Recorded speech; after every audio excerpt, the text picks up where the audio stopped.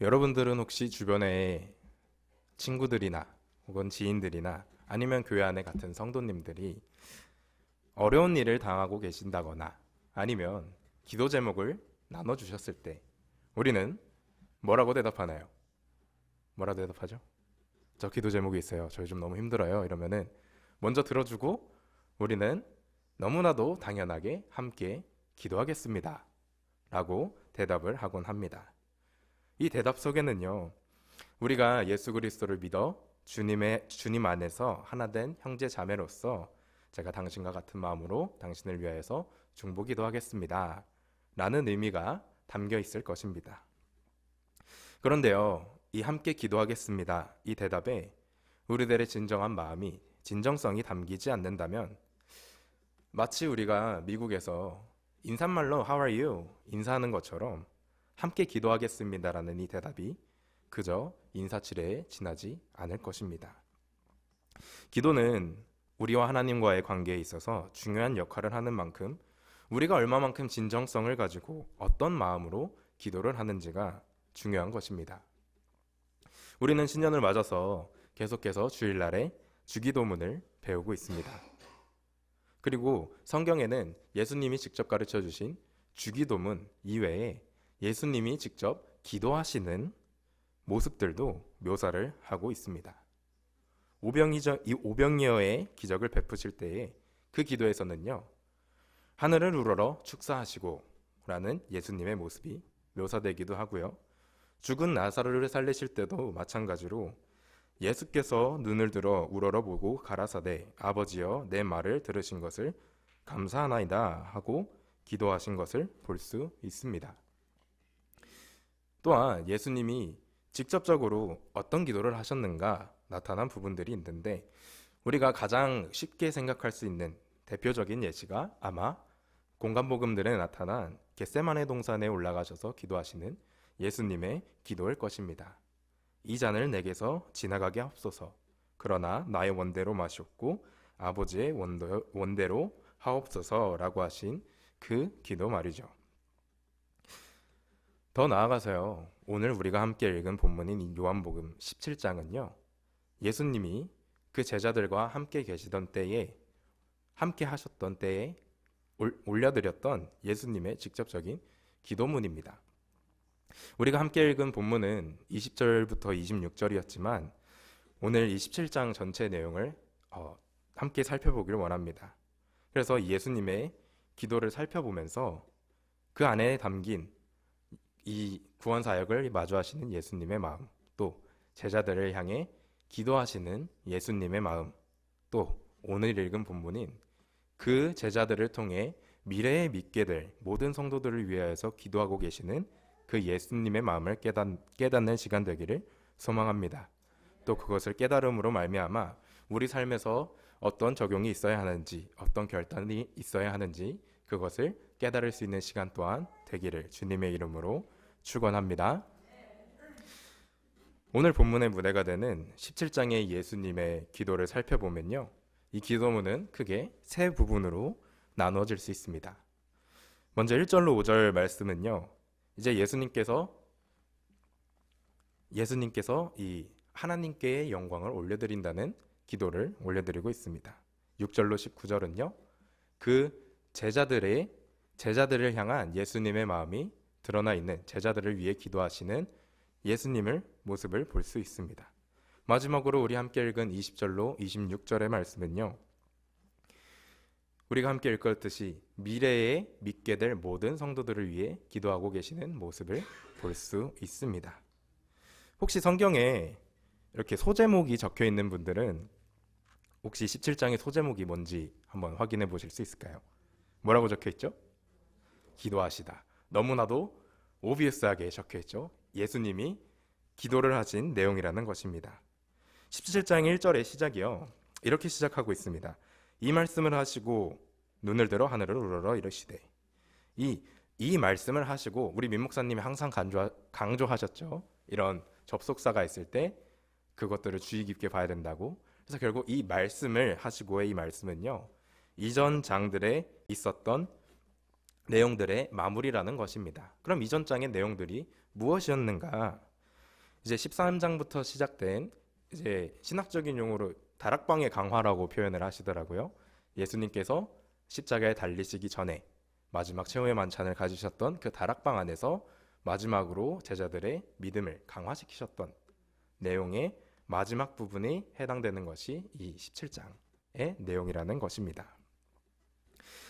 그래서 이렇게 시작된 예수님의 기도는요, 5절까지 예수님의 기도를 5절까지 살펴봤을 때 우리가 지난 3주 동안 배웠던 이 주기도문의 시작이 리마인드 되는 것 같습니다. 주님이 가르쳐 주신 기도 첫 시작이 뭐였죠? 하늘에 계신 우리 아버지여, 이름이 거룩히 여김을 받으시오며 나라에 임하옵시며.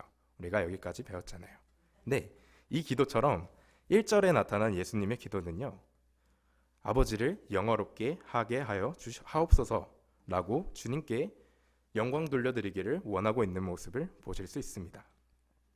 십자가의 죽음을 통해서 하나님 아버지의 영광이 그 아들 예수 그리스도로 말미암아 세상에 드러날 것을 이야기하고 계신 것이죠. 또 이어지는 2절로 5절의 내용들을 살펴보면 결국 이 복음의 진리, 예수 그리스도를 믿는 자들에게 영생을 허락하실 것과 또 그 구원 사역이 지금 예수님께서 달리실 예수님 이 십자가의 죽음과 부활로 인하여서 이루어질 것임을 확증하고 계신 것입니다. 결국 이 모든 것들이 하나님의 영광으로 드러날 것임을 말씀하시면서 지금 이 십자가를 마주하고 계시는 예수님은 이게 너무 고난스럽게 다가오시지만 동시에 그 너머에 드러나게 될 하나님의 영광 또한 보고 계시다는 것이죠. 그 영광을 향한 소망 또한 가지고 계시다는 것입니다. 그래서요, 이렇게 하나님께 영광을 올려드리고 6절부터는 지금 함께한 11 제자들을 위하여서 기도하고 계십니다. 왜 11 제자인가? 유다는 이미 예수님을 팔러 이때 밖으로 나간 상태였어요. 그래서 예수님이 기도를 시작하시면서 이 제자들을 보내신 이도 하나님이시라고 먼저 하나님께 영광을 올려드립니다. 그리고 이들의 믿음이 이미 자기 자신 예수님을 통해 하나님을 볼 수 있을 정도의 믿음이 되었다는 것을 하나님께 기도하고 있습니다. 그들의 믿음이 어떠한 상태인지 하나님께 아뢰고 있는 거죠. 그리고 이렇게 제자들을 하나님께 아뢰고 난 후에 그들을 위해 간구하기 시작하시는데 그 내용이 11절부터 시작이 됩니다. 예수님은요, 크게 두 가지로부터 그 제자들을 보호해 주실 것을 기도하고 계십니다.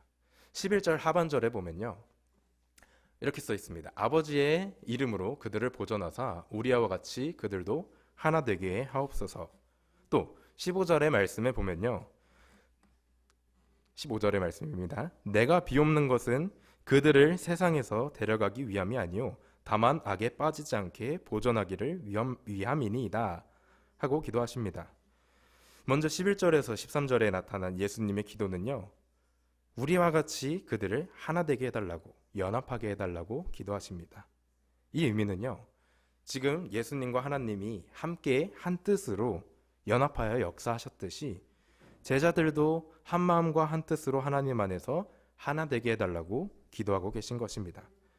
하나됨으로 말미암아, 제자들이 먼저 하나됨으로 말미암아서 그리스도를 대적하는 이 악한 세상에서도 능력 있는 그리스도의 제자라는 사실과 하나님께서 이 예수 그리스도를 보냈다는 사실을 세상에 증거하게 될 것이라는 것이죠. 그리고 15절의 기도문이 나타난 14절에서 16절의 기도는요, 이제 제자들이 악에 빠지지 않게 해달라고 간구하고 계십니다. 보호해달라고 간구하고 계십니다. 왜 악에 빠지지 않게 되는가? 우리 15절 이전절인 14절에 살펴보면요, 우리 14절 함께 살펴볼까요?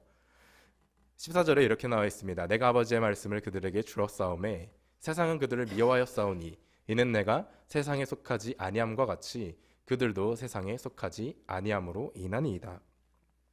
이제 세상이 미워한대요. 우리 다른 성경 구절들을 찾아봐도 예수 그리스도를 믿는 것으로 말미암아 핍박받을 것이라는 구절이 나와 있는 곳이 많잖아요.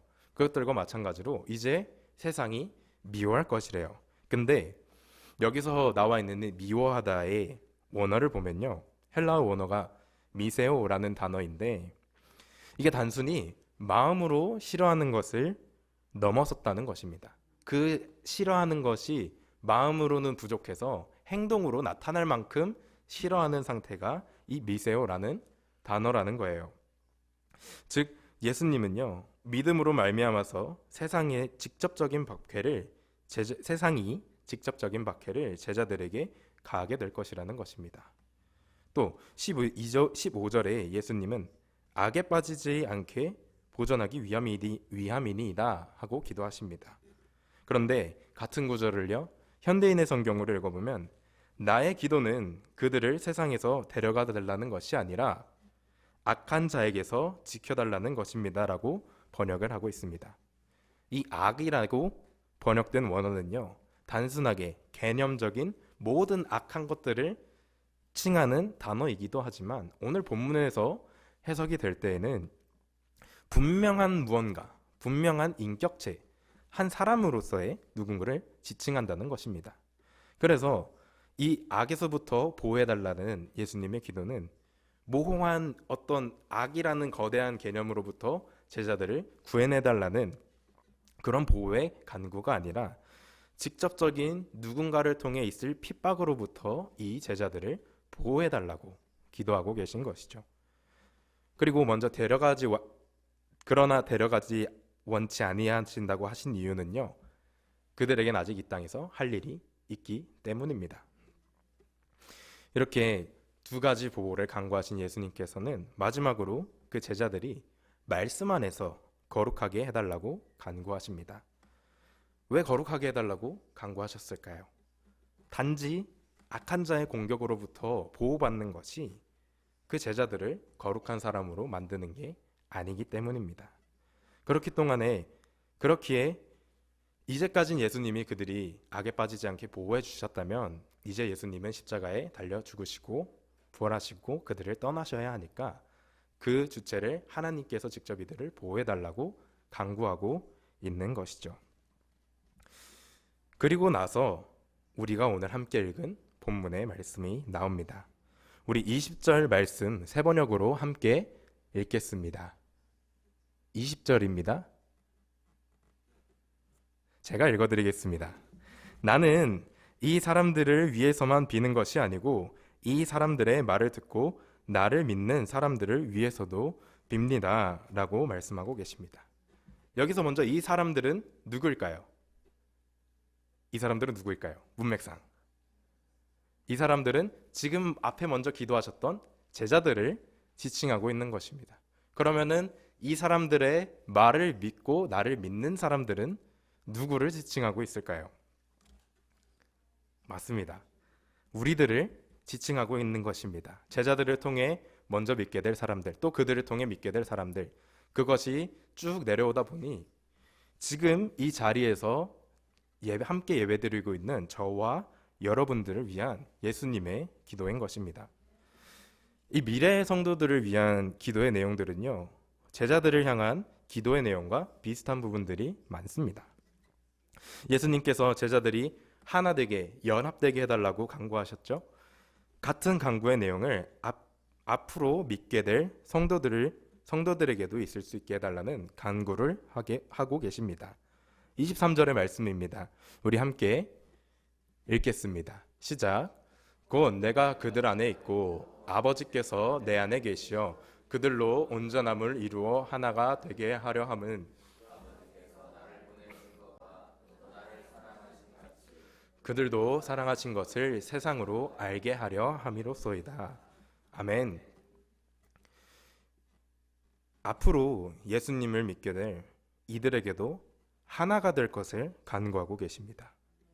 이 하나됨이 앞선 제자들을 향한 기도에도 나타났던 것처럼 그저 서로를 take care 하는 정도의 의기투합하는 정도의 공동체에서 끝나는 것이 아니라 하나님과 예수님이 합력하여 구원을 이루셨듯이 한 뜻과 한 마음을 가지고 하나 되어야 한다는 것입니다. 더 나아가서 해당 23절을 공동번역 성경은 내가 이 사람들 안에 있고 아버지께서 내 안에 계신 것은 이 사람들을 완전히 하나 되게 하려 하는 것입니다. 라고 번역을 하고 있습니다. 완전히 하나가 되는 것이 무엇을 의미할까요?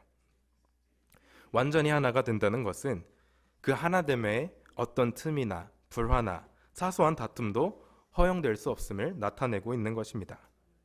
예수님께서 이렇게 기도하신 것을 통해 예수님은 이미 사람의 본질을 어느 정도 꿰뚫어 보셨던 것 같아요. 사람들은요, 우리들은요, 기회만 주어지면 서로를 미워하고 시기하고 편가르기 일수잖아요. 사랑으로 하나 되었던 초대교회들만 봐도 헬라파 유대인들 또 히브리파 유대인들 그들 사이에 불화와 오해들이 있었습니다. 고린도 교회는 어땠나요? 바울파, 게바파, 아볼로파, 그리스도파 이렇게 나눠져서 크게 분쟁하는 모습도 보였잖아요.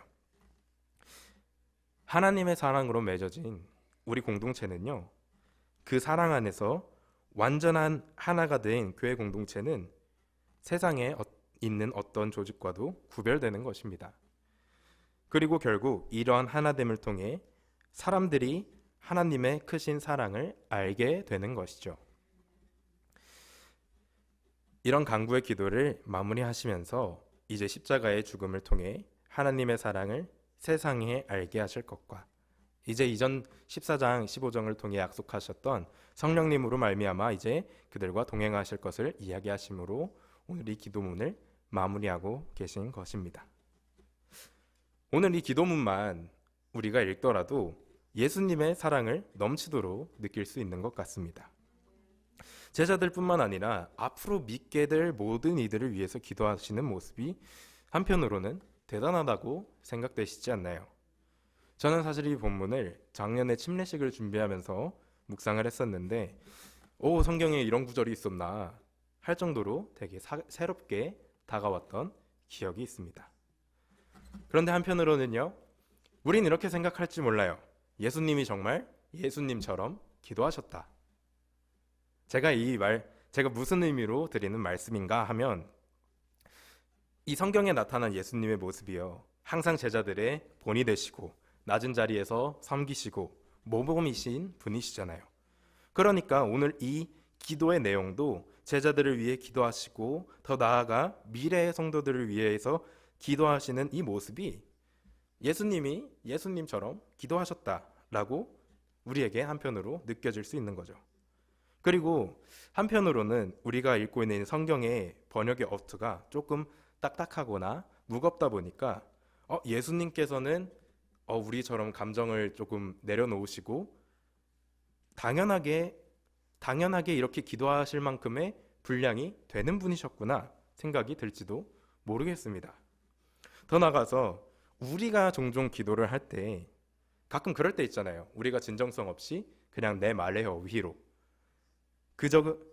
그냥 기도가 술술 할 수 있으니까 한편으로는 예수님도 그저 제자들을 권면하기 위해 그분의 말과 어휘들로 기도를 하셨지 않았을까라는 생각을 하게 될지도 모르겠습니다. 이 예수님의 기도에 대한 진정성에 대한 우리의 의심이 생길 수 있다는 거죠. 그런데 제가 오늘 본문에 앞서 말씀드린 것처럼 이 17장의 기도문이 뭐가 있고 난 후에 기도하신 거라고 하셨죠? 기억하시나요? 다락방에 강화가 있고 난 후에 이 기도를 하셨다고 그랬습니다. 그럼 그 시작이 어딜까요? 13장 1절의 말씀입니다. 우리 13장 1절 말씀 제가 읽어드리겠습니다. 유월절 전에 예수께서 자기가 세상을 떠나 아버지께로 돌아가실 때가 이른 줄 아시고 세상에 있는 자기 사람들을 사랑하시되 끝까지 사랑하시니라. 아멘. 그렇습니다. 이 기도는요, 예수님이 십자가에 달리시기 직전 다락방에서 최후의 만찬을 제자들과 드시면서 그 가운데 설교하시고 또 가르치신 이후에 하신 기도라는 것입니다. 13장부터 16장에 나타난 모든 내용들을 마무리하는 예수님의 기도였던 것이죠. 즉 13장에서 17장의 말씀들은 제자들을 향한 예수님의 고별 설교이자 고별 기도였던 것입니다. 이 말씀을 대하는 우리들은요, 예수님이 부활하실 것을 너무나도 잘 알고 있습니다. 그렇다 보니까 마치 영화 줄거리를 다 알고 반전도 다 알고 있는 사람이 같은 영화를 봤는데 저 사람 어차피 범인인데 어차피 저 사람 나중에 안 죽는데 라고 생각이 자연스럽게 들면서 그 감동이 반감되는 것처럼 어차피 예수님 부활하실 텐데 어차피 제자들도 나중에 부활하신 예수님 볼 텐데 이 상황에 뭐 그렇게 슬펐겠나 라는 무의식 중에 우리가 그렇게 생각하게 된다는 것입니다. 그렇기에 이 예수님의 오늘 이 기도도요, 그저 예수님이 제자들을 권면하시는 수많은 기도 중에 하나로 다가올 수도 있다는 것입니다. 그렇게 우리는요, 예수님이 어떤 마음을 가지고 오늘 이 기도를 하고 계셨을까 한번 헤아려 볼 필요가 있을 것 같습니다. 예수님은요, 완전한 하나님이시자 완전한 인간이셨습니다. 슬플 때 슬퍼하셨고요, 기쁠 때 기뻐하셨습니다. 화날 때 화내셨습니다. 지금 여러분 옆에 앉아 계시는 성도님들처럼 생각하시고 고민하시고 감정을 느끼셨던 그런 인격체이셨다는 거예요. 다시 한번 요한복음 13장 1절로 돌아가 보겠습니다. 세상을 떠나 아버지께로 돌아갈 때가 이른 줄 아시고. 이 십자가의 때가 다가온 걸 아신 예수님께서는 과연 어떤 마음을 가지고 계셨을까요?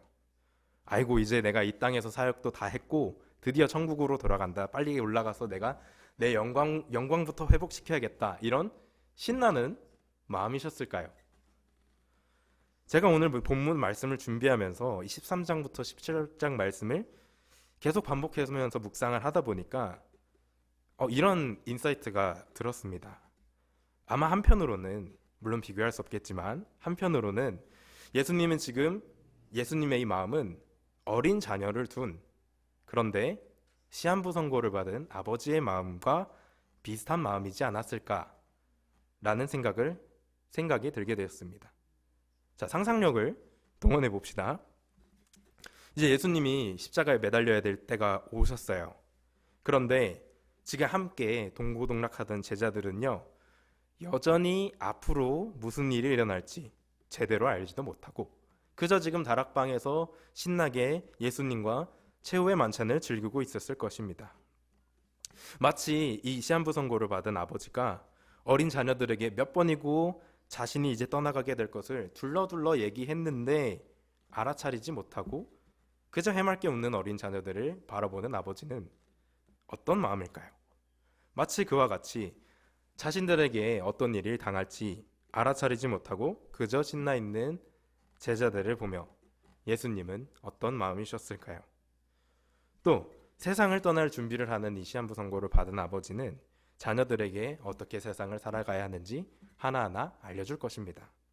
그와 마찬가지로요, 예수님께서도 부활하시기 전 이 상황에서 제자들에게 최후의 가르침을 주십니다. 제자들의 발을 닦아주십니다. 그리고 가르치시잖아요. 내가 지금 너희의 발을 닦아주는 것과 같이 다른 사람들을 낮은 자리에서 섬기면서 나를 증거하며 살아야 돼. 알았지? 하고 말이죠. 근데 그들의 발을 닦아주시면서도 그 발에 손이 닿았을 때 앞으로 그 발을 통해 살아가야 할 제자들의 인생이 보이시지 않았을까요?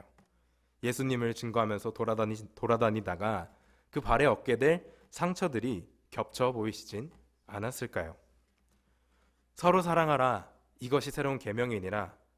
이 새로운 큰 계명을 주실 땐 또 어떤 마음이셨을까요? 베드로에게 친히 내가 나를 배반할 거야 라고 일러주시는 그 아버지 하나님의 마음은, 예수님의 마음은 어떠하셨을까요?